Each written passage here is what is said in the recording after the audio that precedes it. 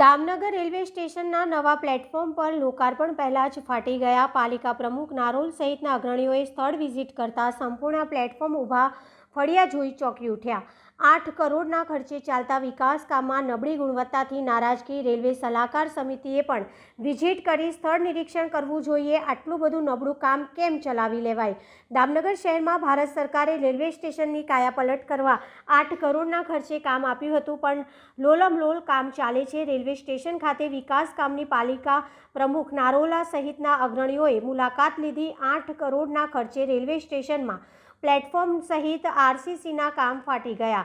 140 વર્ષ પહેલાંનું જૂનું રેલવે સ્ટેશન અડીખમે કાંકરી પણ ન ખરે તેવું હોય અને નવા રેલવે સ્ટેશનનું કામ લોકાર્પણ પહેલાં પ્લેટફોર્મ ઊભા ફળિયા, એકદમ નબળી દિવાલોને રંગરોગાન કરી માત્ર કૃત્રિમ શણગાર કરાયો.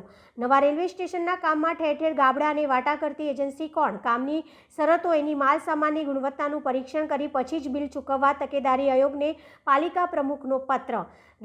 ઘેરી મારફતે પરીક્ષણ માટે નમૂના લેવા તજવીજ. પાલિકા પ્રમુખ નારોલાએ ચિંતા વ્યક્ત કરી. જિલ્લા સાંસદ અને ડીઆરએમ અને ધારાસભ્ય સહિત સંબંધ કરતા તંત્રોનું ધ્યાન દોર્યું. ₹8 કરોડના ખર્ચે રેલવે સ્ટેશન પરિસરમાં વિવિધ વિકાસ કામોના આરસીસી બાંધકામ, એકદમ નબળી ગુણવત્તા, સંપૂર્ણ પ્લેટફોર્મ ફાટી ગયેલા હાલતમાં જોતા ખૂબ નારાજગી સાથે સાંસદ સહિત ડીઆરએમની રજૂઆત કરી. આટલા મોટા ખર્ચે રેલવે પ્લેટફોર્મ લોકાર્પણ પહેલાં કેમ ફાટી ગયા?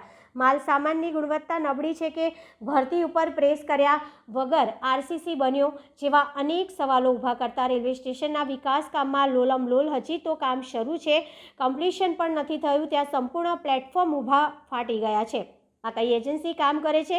આ કામમાં કોનું મોનિટરિંગ છે? તેવા સવાલ સાથે પાલિકા પ્રમુખ સહિતના અગ્રણીઓએ સદસ્યોએ સ્થળ વિઝિટ કરતા ચોંકી ઉઠ્યા હતા. પાલિકા પ્રમુખે ટકોર કરતા કહ્યું કે નવરચિત રેલવે સલાહકાર સમિતિએ પણ સ્થળ વિઝિટ કરી સ્થિતિ જોઈ. એ શહેરમાં ચાલતા આટલા મોટા વિકાસ કામમાં વખતોવખત વિઝિટ કરી નબળું કામ થતું હોય તો સંબંધકર્તાઓને જાણ કરવી જોઈએ.